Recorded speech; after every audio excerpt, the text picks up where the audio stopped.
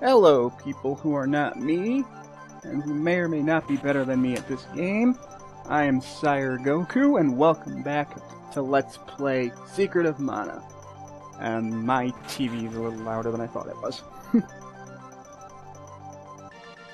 That's better. In the last episode, we found out that Thanatos was in control of the Mana Fortress. And now he's going to try and destroy the world with it. So we have to go stop him. I stayed away from the... Now here's the annoying thing. If you lose track of the Mana Fortress, it can be kind of hard to find it again. There we go. I leveled up a little bit off screen. I specifically leveled up Lumina, because that's the spell I'm going to be using the most in this dungeon.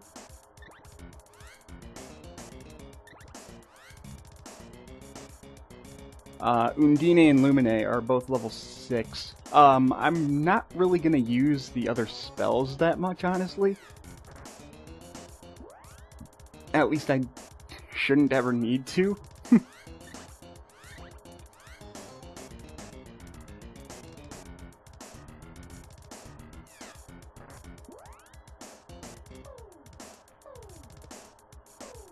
Other than that, there shouldn't be much more for me to do. I'm gonna give Lena the Dragon Dart, because she seems to be the best with that. What should I give you, Mark?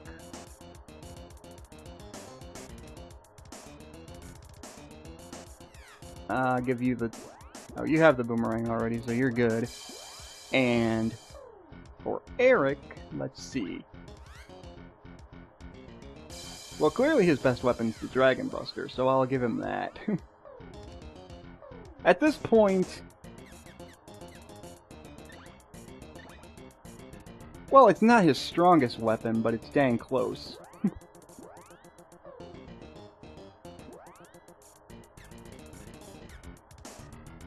The Dragon Lance is a teensy bit stronger, but it's... the small amount of... the extra damage it may or may not get isn't really worth, you know, keeping the spear. It's best to just use the sword. Anyways, this is the final dungeon of the game. Be sure you fully stock up on everything before you come here, because, well, it's not that you, well, you can't, you're not going to get locked in, don't worry about that. But I do suggest getting at least max on Fairy Walnuts and Cup of Wishes, because you never know what you're going to run into when you're here. Always better to be over-prepared than under-prepared. That's just a rule of thumb that I always tend to follow. I mean, with the armor that... if you've been following this Let's Play, which, if you have, thank you. But if you've been doing what I've been doing, your armor should be more than enough to be able to withstand physical attacks at this point. So the only thing you should ever really need to worry about is magic. So let's just go on in and... here's the final dungeon of the game, the Mana Fortress. Now, every single enemy in this dungeon can... well, not every single enemy, but a few enemies can drop weapon orbs. Let me go back out. Like this guy right here can drop a Gloves orb, I believe, or maybe it's the Axis orb, but this Fiend Head will drop an orb if you're lucky. The little enemies that I was fighting inside before can drop orbs, can drop an orb if you're lucky. I don't think the Darkstalker can, but these crabs can, I know that for sure. Assuming you want to spend the time to grind for it. These metal crabs here. The drops are extremely rare, and they are orbs, so it would be nice to get them. Not just orbs, they can also drop really good armor. Those blue enemies down there can also drop an orb. Those are actually the easiest enemies to grind off of, because what they're gonna do As you can see, they split into multiple enemies, so you have a higher chance of them dropping an orb if you keep one of them alive. Now, personally, I'm not going to be grinding for weapon orbs at all. If I get one, I get one. It'll be awesome. In fact, in my original Let's Play of this, I actually got a Javelin's orb and I believe a Spear's orb. I got really lucky. So, but I'm not planning on that happening again because they are really rare drops. And usually by the time you get said drops, you'll have gained a bunch of levels. As typical of most JRPGs, rare drops take forever. I'm looking at you, Earthbound and Sword of Kings. Ugh. That's the only rare drop item I've ever gone out of my way to get in an RPG. And once I do plan on doing Earthbound at some point, and when I do that game, I'll explain why. But, yeah, that's the only super rare item drop I've ever gone out of my way to get. These wolves... Well, maybe the wolves drop Gloves Orb, but I don't know. Yeah, the wolves drop the Gloves Orb, and the Fiend Heads drop the Axe's Orb, I think. Anyways, you hit this switch, and it makes this bridge here. It's, you know, for being the final dungeon of the game, it's actually a pretty straightforward dungeon, honestly.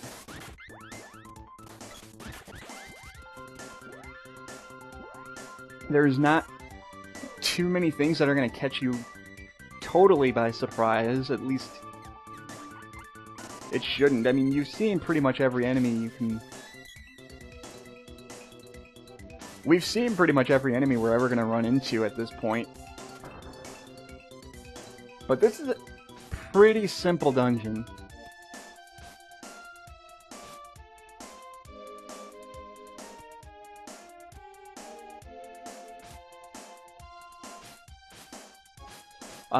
The arrows on the floor... Okay, the arrows are going to indicate which direction you're supposed to go. But there are going to be switches that you're going to have to hit in order to make platforms, as you saw me do earlier. So you're going to have to look around and...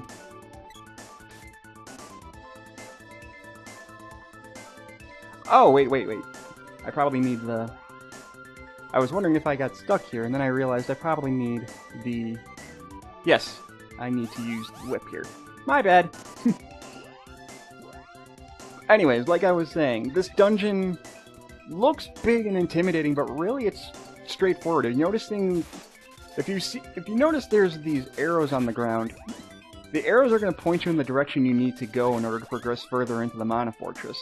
So, it's really not that difficult to figure out what you're supposed to do, or where you're supposed to go. Now, if you want to go out of your way to look for items, be my guest. You'll most likely find some pretty nifty stuff here, I'm not gonna lie. You have a higher chance of getting really good armor, as opposed to getting a orb, but whatever you do get is going to be worth your while, so...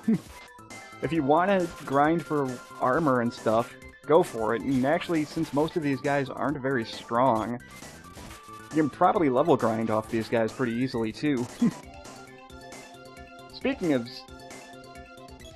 chests, every time an enemy drops a chest in this area, you're gonna want to pick it up. That was a fairy walnut I maxed out. I already bought all of them that I can hold, but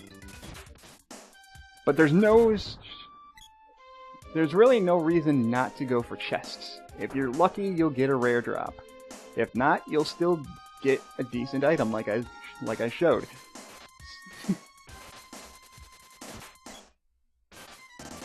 You'd think that this place would be a maze. It's really not.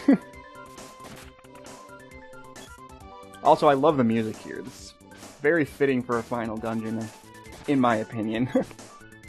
It may not be everybody's favorite song, but I like it nonetheless. It's definitely my favorite dungeon theme in the game. Now this switch is completely pointless. All it's going to do is completely lock you inside this area, making you have to cut your way back out again. So I don't know why that's even there, to be honest with you.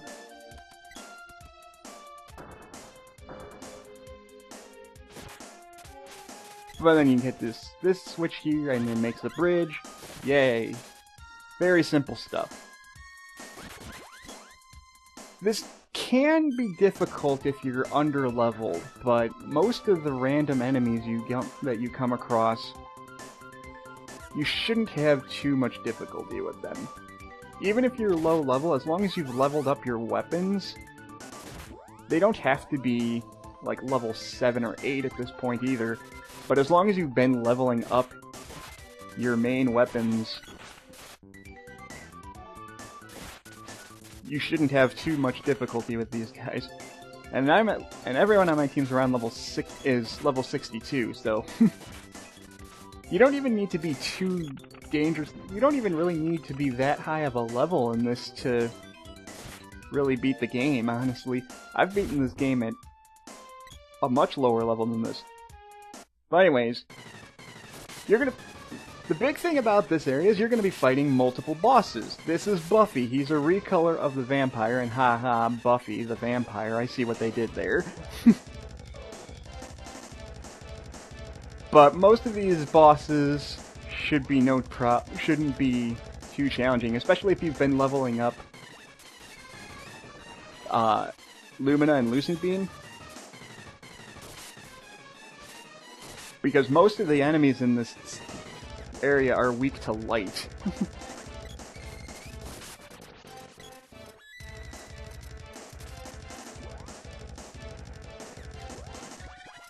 I don't usually grind my magic to max level by the end of the game, mainly because you don't necessarily need to, for one thing. And two,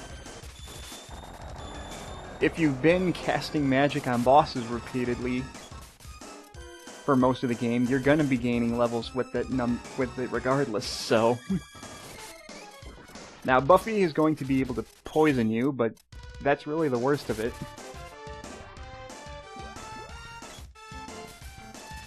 He fights exactly the same way as the vampire did.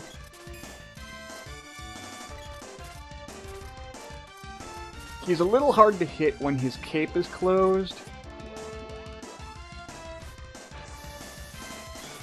And yes, he's going to use high-level drain, but it barely even did 50.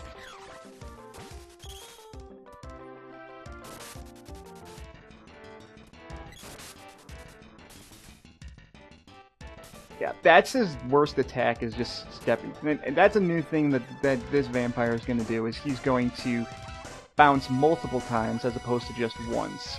Other than that, it's the same as the vampire you fought the first time. Just be careful about getting knocked unconscious and just use either charged weapon attacks or Lumina.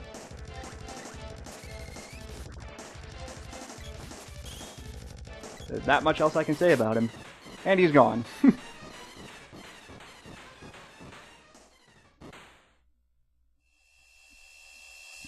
These bosses can be hard. I'm not gonna lie. I mean, magic spamming typically gets you through every single boss in this game. If you're not using magic, then you might have some trouble. Now these bosses are not gonna drop any orbs. As I said before, you have every orb that bosses are going to drop from now on. The only way to get other orbs is if you're lucky enough for these enemies to drop orbs when you kill them. If you want to, go ahead and grind for them. I personally am not going to. That wolf up there is going to drop a gloves orb. Assuming you're lucky enough for him to drop said item. And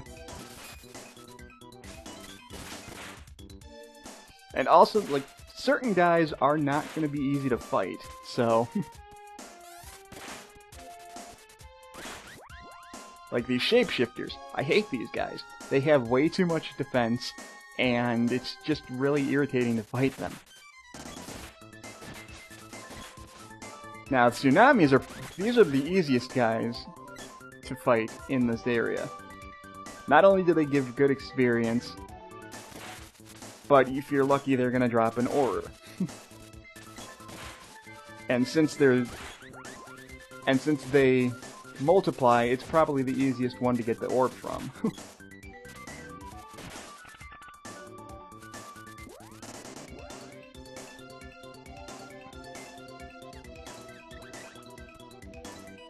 Now, if you don't want to keep switching between weapons, you can just keep the whip equipped on somebody. I personally am just using the weapons I'm most comfortable with.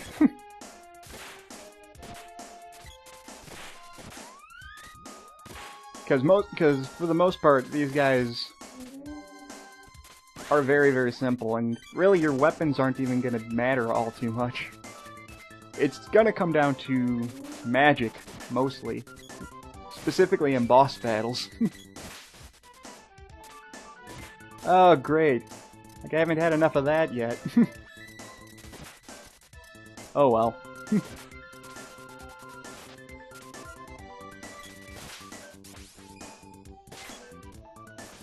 Let's get rid of you. The wolves can be annoying because they can cast Lucid Barrier on themselves, which is going to make them block some of your physical attacks for a little bit. So that's the only thing you're really going to need to watch out for. You're also going to need to watch out for these fiend heads because they can if I remember correctly, they can petrify you. Don't quote me on that, it's been a while since I played this game, but I think they can petrify you. If not, they can definitely poison you.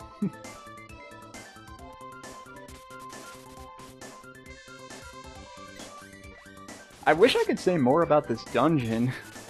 I mean, it is the final dungeon in the game, and it's definitely fitting as a final dungeon, but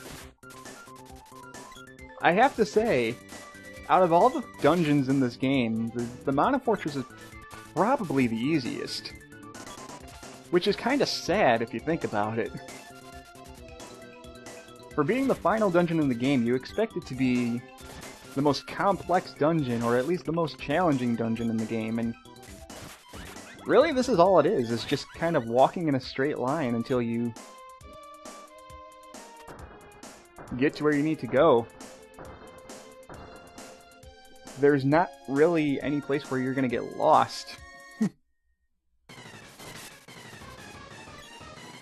Then here's another boss. This is the Dread Slime. Oh, I probably should have waited because this is gonna make the video a little longer. Oh well. There aren't any chests to look for in this dungeon either, so. But this is the Dread Slime, I think it is. Yeah, it's Dread Slime. It's basically a palette swap of the live slime. It is going to use pretty much every kind of spell in the game. A lot. Like, wow. I don't remember it spamming Acid Storm so much. There we go. Thank you for stopping.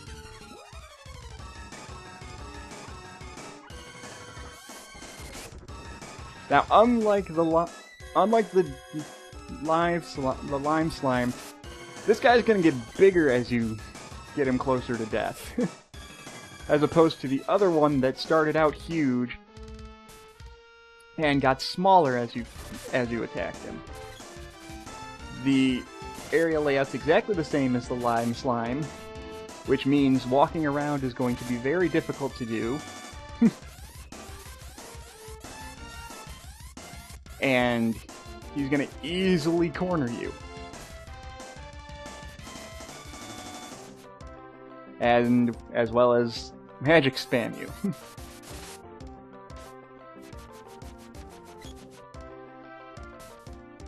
If my guys would attack, this would go a little faster. Also, if he would stop casting Acid Storm so I could actually do something here. Whoops. Okay, I think I need to switch up strategy a bit. No, that's status. I want strategy.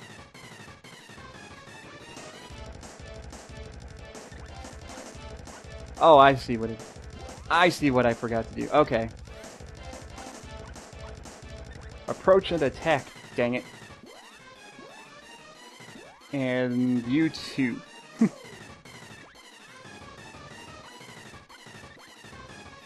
There we go. That ought to do something. I hope.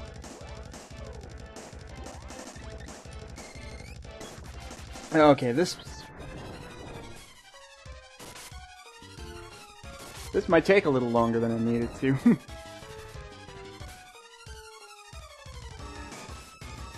Oh, there we go. It was me that was cornered. That's why my guys wouldn't move. Now, as he gets bigger, it is going to be harder for you to hit him. You're going to want to stay as close to him as you possibly can. And just keep wailing on him.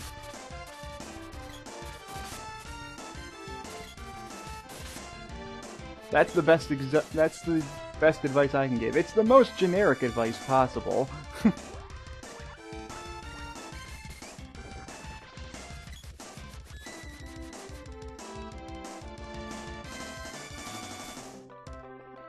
But the Acid Storm's gonna lower your defense too, so you gotta be wary of that. And see, if I can't move, then I also can't issue orders to my team. Another strategy you could do is use moon energy, though that's kind of cheap.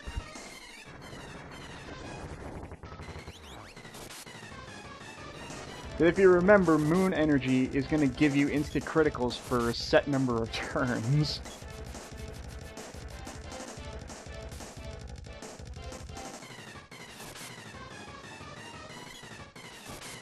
But see there, he's getting bigger and bigger with each hit.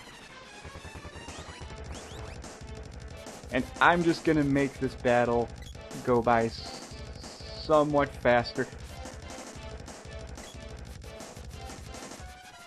Or try to make this battle go by faster. Wow, this might take long. This shouldn't have taken as long as it has.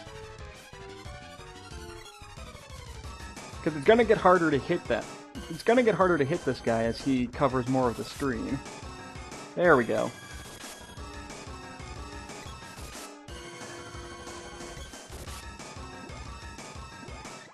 That's better.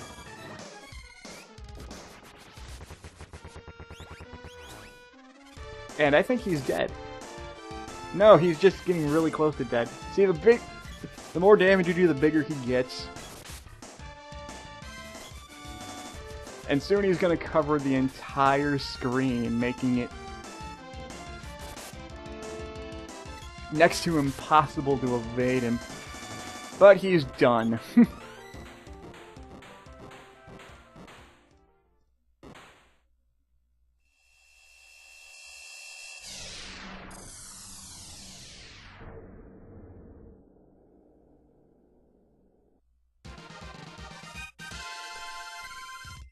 Way to go! And again, no orbs. And Boomerang reached level 8. Sweet. But I'm gonna call that a video. And in the next part, we will... Wow, I'm actually speeding through this dungeon faster than I thought. We might actually finish this dungeon in the next video. I'll see you guys then.